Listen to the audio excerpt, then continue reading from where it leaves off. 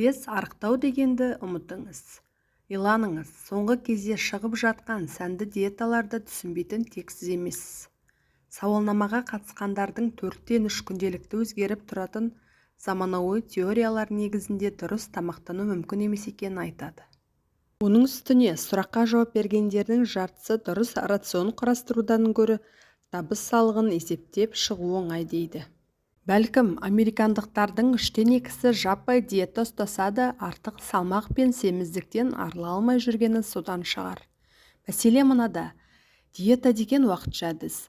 Осының кесірінен көптеген танымал диета түрлері сәтсіздікке ұшырап жатады. Егер сіз бірнеше апта ішінде нәтижесін көрсетеді деген диета түрін көрсеңіз, бірден тап бермей оның салдары туралы ойланыңыз. Сіз жейтін тамақтың саны емес, сапасы маңызды. Гарвард университетінде 100 000 пациентті 20 жыл бойы бақылаған мамандар осындай тұжырымға келді. Зерттеушілердің айтуынша, адам денсаулығына ішіп жеген калория саны емес, азық-түлік түрі мен сапасы көбірек әсер ететін көрінеді. Тіпті ас су түрлерінің сапасы дененің қимыл қозғалысынан да маңызды саналады.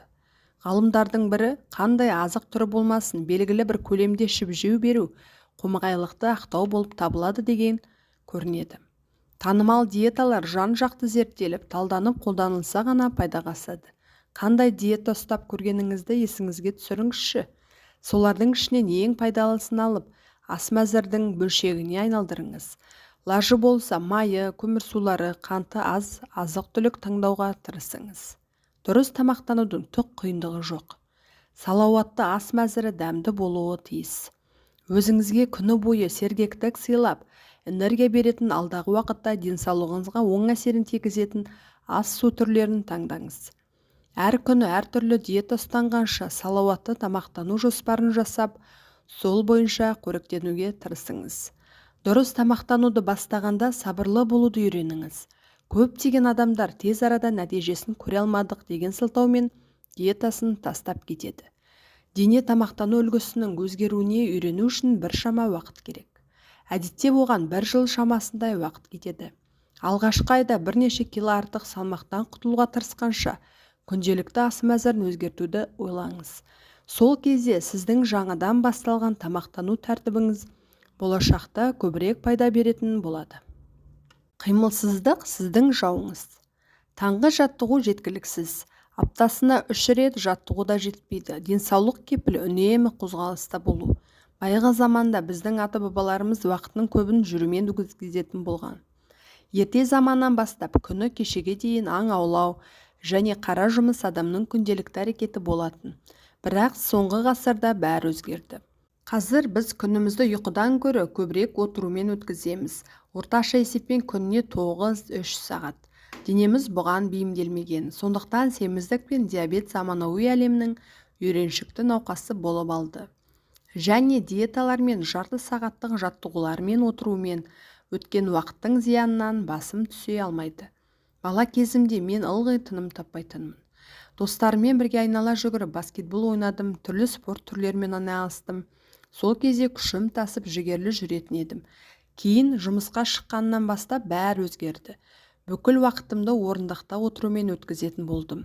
Жұмыс бастылығым сонша, ара-тұра спортзалға 1 сағат жаттығу үшін ғана баратымын. 1 сағатым үйден кеңсеге дейін және кері қарай жаяу жүрумен кететін. Оған 8 сағаттық ұйқыны қосыңыз, сонда 14 сағат бойы көлікте, кеңседе немесе таксида отырады екенмін. Жұмысқа кіріскенге дейінгі белсенді өмір салтынан жұрнақ та қалмады. Мұндай жағдайда ара-тұра құлшынып, жаттығу жасағанша аз қозғалатын өмір салтына өзгеріс енгізген жөн.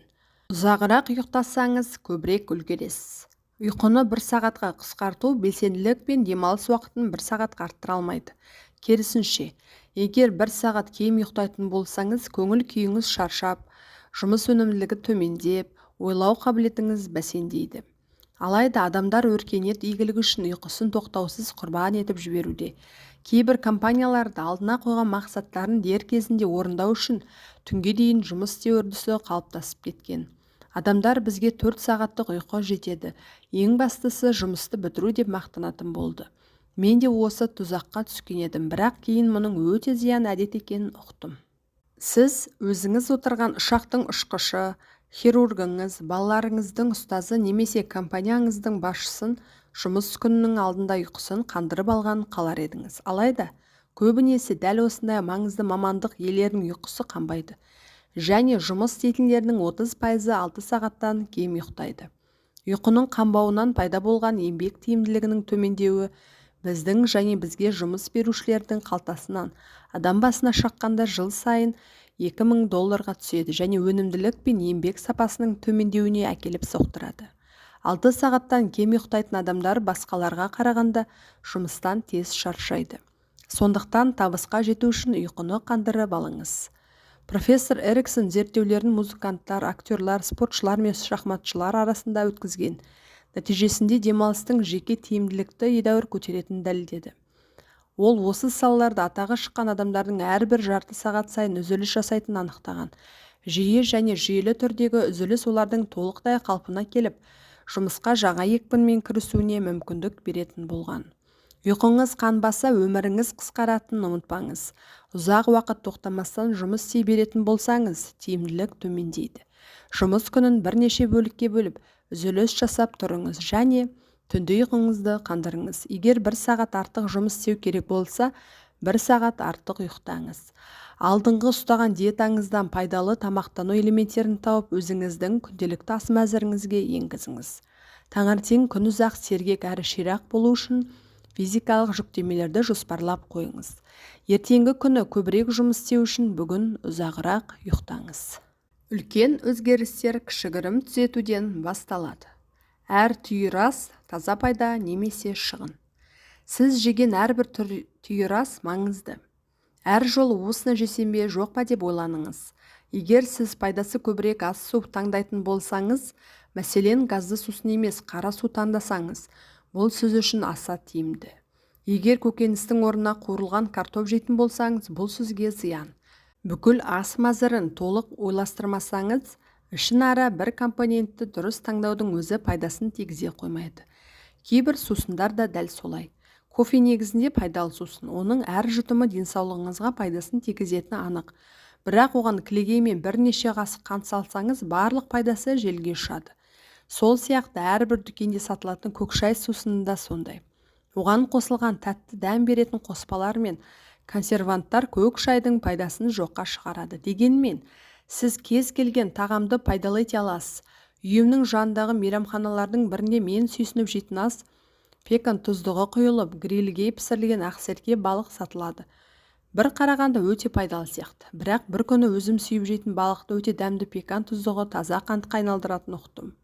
Классикалық барбекюге арналған тұздық құрамын зерттегенде, оның еттің татымын кіргізетін тәтті шырын екенін анықтадым. Бір жағынан өзімді ақсеркенің пайдасы тұздықтан асып түседі деп сендіре алар едім.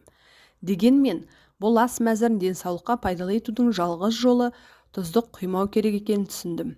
Осылайша 2 айдан кейін тұздық құйылмаған ақсеркенің дәмінен ләззат алып үйрендім. Әрбір тағамның пайдалы және зиянды ингредиенттері бар. Сондықтан қанша тырысқанмен біз бәрібір әлсін-әлсін зияндас түрлерін тұтынамыз. Алайда әр тамақты алдын ала ойластырып үйреніңіз.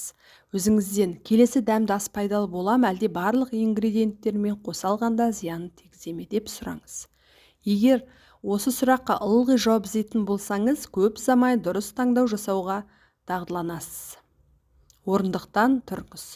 Өмірді отырып өткізу денсаулыққа төнген басты қауіп. Бұл эпидемия ешкімге білінбей-ақ тез арада тарап барады. Адамдар темекі шегуден гөрі қимыл қозғалыстың аздығынан көз жұмып жатыр. Егер күніне 6 сағат не одан да көп отыратын болсаңыз, қыршыңыздан қиылуыңыз әбден мүмкін.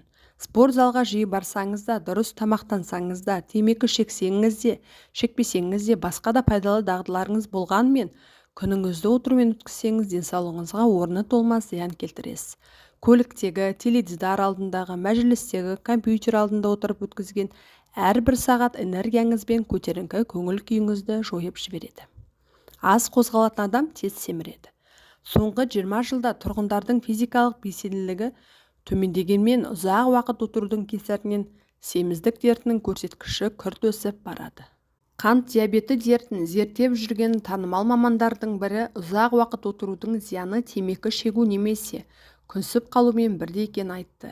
Сондықтан онкологтардың ультракүлгін сәулелердің зиянын айтып, дабыл қаққанындай дәрігерлер де ұзақ отырудың қауіпті екенін ескертуі тиіс деп есептейді. Күн ұзақ отыру бізге ұдайы зиянын тигізеді. Отырған кезде аяқтағы бұлшық еттер белсенділігінің төмендеген сонша, сіз 1 минутта бір ғана, яғни өте төмен калория жоясыз.